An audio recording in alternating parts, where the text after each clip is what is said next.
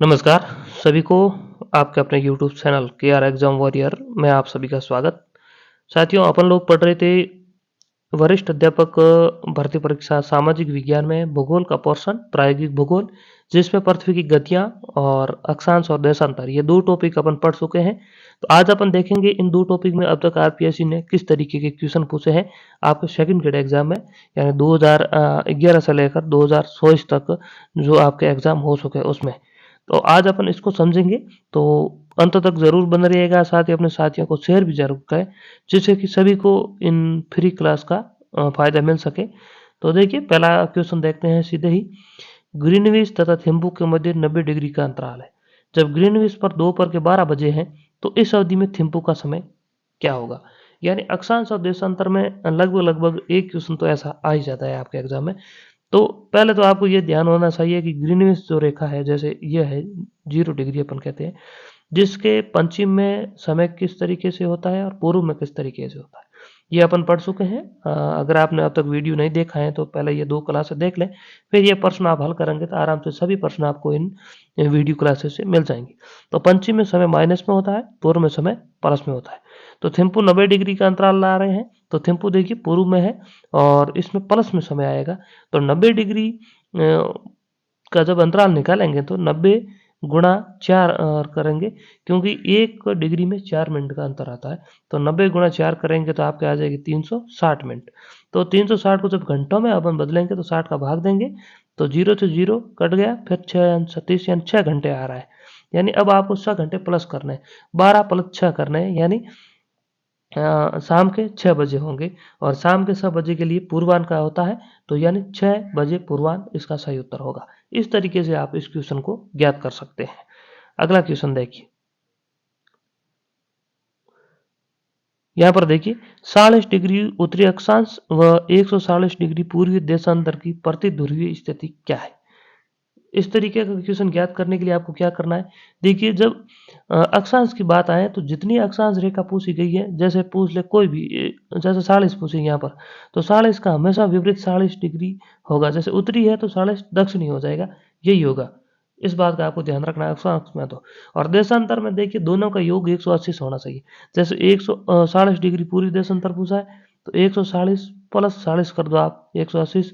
यहाँ पर पूर्वी पूछा है तो वहाँ पर पश्चिमी होगा, तो यही ध्यान रखना है। तो देखिए 40 डिग्री उत्तरी पूछा है, तो 40 डिग्री दक्षिणी किस में आ रहा है, पहले तो वो देखो। तो 40 डिग्री दक्षिणी एकमात्र इसमें ही आ रहा है, तो इसका सही उत्तर यही होगा 40 डिग्री दक्षिणी और 40 डिग्री पश्चिमी। पश्चिमी वाला देशांतर हो जाएगा और ये हो जाएगा अक्षांश। इस तरीके से आप इस क्वेश्चन को ज्ञात कर सकते हैं। आगे देखिए, सत्य कथन आपको बताना है। सभी देशांतर वृहत व्रत है। दूसरा है सभी देशांतर दीर्घवृत्त है। सभी देशांतरीय व्रत दीर्घवृत्त है। सभी देशांतरीय व्रत वृहत व्रत है। तो अपन जब अक्षांश और देशांतर वाला वीडियो पढ़ रहे थे, तो उसमें अपना पढ़ा था कि सभी देशांतरीय व्रत होते हैं ना, वो वृहत व्रत होते हैं। तो पहले लाइन जब देखें, देशांतर व्रत है ना, ये व्रत नहीं होता, देशांतरीय होता तो होता है, इसलिए यह गलत है। और दीर्घवृत्त कोई होता नहीं है, यानी ये भी दोनों गलत है। सही इसका हो जाएगा ऑप्शन नंबर 4। सभी देशांतरीय व्रत होते हैं ना, वह व्रत व्रत होते हैं, क्योंकि एक देशांतर रेखा जो ये तो होती है अर्धवर्त, जब इसकी विपरीत रेखा मिल जाती है तो यह पूर्ण वर्त बनाती है, और पूर्ण वर्त हमेशा देशांतरीय वर्त जो होता है दीर्घवर्त ही होता है। इसलिए सही उत्तर इसका हो जाएगा ऑप्शन नंबर 4। आगे अपन देखिए, बसंत विषुव का पूछा है, और यह भी अपन ने पढ़ा था पृथ्वी की गतियों में। तो बसंत विषुव देखिए, विषुव की स्थिति 2 बार होती है। एक तो होती है आपकी 20 से 22 मार्च माने, और दूसरी होती है आपकी 21 से 23 सितंबर, यानी ये होती है। तो ये 2 तो सीधे ही गलत हो गई। अब बसंत विषुव आपको ज्ञात करनी है, तो 20 से 22 मार्च आप मान सकते हैं, कहीं 21 मार्च मानी जाती है, तो इसका सही उत्तर हो जाएगा बसंत विषुव वाला। आगे देखिए, अगला है ध्रुवों की और अक्षांश रेखाओं के मध्य दूरी होती है। तो यह भी अपन ने पढ़ा था। जैसे यह आपका हो गई पृथ्वी, और यह हो गई आपकी 0 डिग्री रेखा, यह आपका हो गई ध्रुव। तो अब अक्षांश पढ़ रहे हैं तो आपने यही पढ़ा, जब ध्रुवों की ओर जाते हैं धीरे धीरे अक्षांश रेखाओं के मध्य दूरी बढ़ती जाती है। इसमें कौन सा सही होगा, इसमें घटती वाला यह गलत है, स्तर गलत है, तेजी से घटती है, यह भी गलत। धीरे धीरे बढ़ती है, यह सही हो जाएगा। अगला क्वेश्चन देखिए, निम्नलिखित में से कौन सा सही नहीं है। और ये क्वेश्चन भी आपका पृथ्वी की गतियां हैं उनमें से पूछा गया है। जैसे कोरियोलिस बल पृथ्वी के घूर्णन का परिणाम है, यह सही है। कोरियोलिस बल विषुवत रेखा पर न्यूनतम होता है, यह भी सही है।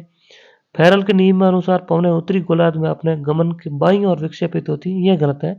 उत्तरी गोलार्ध में दाईं ओर होती है और पवन का वेग विफॉर्ट स्केल कहलाता है, तो इसका यह यानी सही है।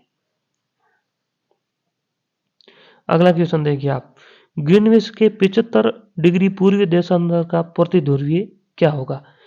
ये देशांतर का पूछ रहा है, तो देशांतर को हमेशा आपको ध्यान में रखना है। मैंने कहा था 180 में से आपको माइनस करेंगे, तो देखिए 75 जब आप माइनस करें तो 105 डिग्री होगा।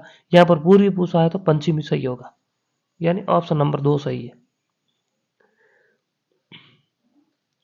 अगला क्वेश्चन देखिए, यदि ग्रीनविच पर समय 6 बजे प्राप्त AM है तो किस देशांतर पर समय 11 बजे AM होगा।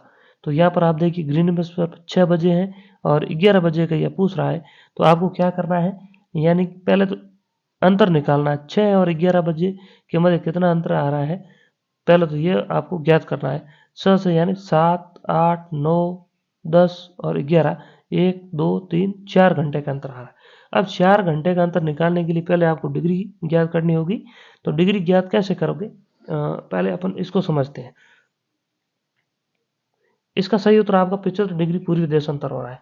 कैसे, जैसे 75 गुणा आप 4 कर दीजिए, 5 चौक 20 और 7 चौक 28, 28 और 2 30, यानी 300 मिनट आ रहा है, जिसमें 60 का भाग दीजिए आप, ये कट गए और यहाँ पर 5 आ रहा है, यानी 5 घंटे का अंतर आ रहा है और इसी वजह से आपका 75 डिग्री पूर्वी देशांतर सही हो जाएगा। अगला देखिए, यदि पृथ्वी का घूर्णन बंद हो जाए तो प्रभावित होगा। पहला है दिन और रात का बनना प्रभावित होता है, यह सही है। दिन की अवधि का अंतर, यह गलत है, यह नहीं होगा, यह झुकाव की वजह से होता है। ऋतुओं का बनना, यह भी नहीं होगा, यह परिक्रमण गति से होता है। अपकेंद्री बल, यह सही है। ए और डी इसमें सही है। अगला क्वेश्चन देखिए, सही कथन आपको बताना है। तो देखिए, सभी अक्षांश रेखाओं की परिधि समान होती है, पहला तो यह। दूसरा है, सभी अक्षांश रेखाएं ग्लोब को 2 बराबर भागों में बांटती, यह गलत है, सिर्फ 0 डिग्री बांटती हैं। और परिधि समान होती है, यह भी गलत है, हर की परिधि अलग होती है। सभी अक्षांश रेखाओं काल्पनिक समतल भूकेंद्र से गुजरता है, यह भी गलत है। सभी अक्षांश रेखाएं लगभग समदूरस्थ होती है, यह सही है। जैसे ये और ये लगभग लगभग समान होती है दूरी भी इसमें, यानी केवल डी सही है इसमें। अगला क्वेश्चन देखिए आप, पृथ्वी तथा चंद्रमा की अधिकतम दूरी की अवस्था क्या कहलाती है।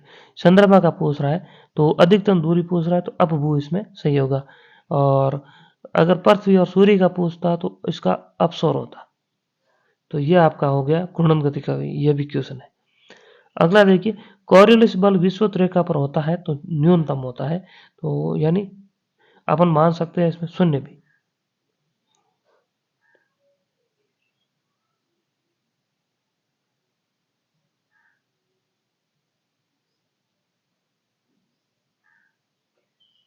अगला देखिए, यदि पृथ्वी का अक्ष झुका हुआ नहीं होता तो सूर्य की किरणें लंबवत पड़ती केवल।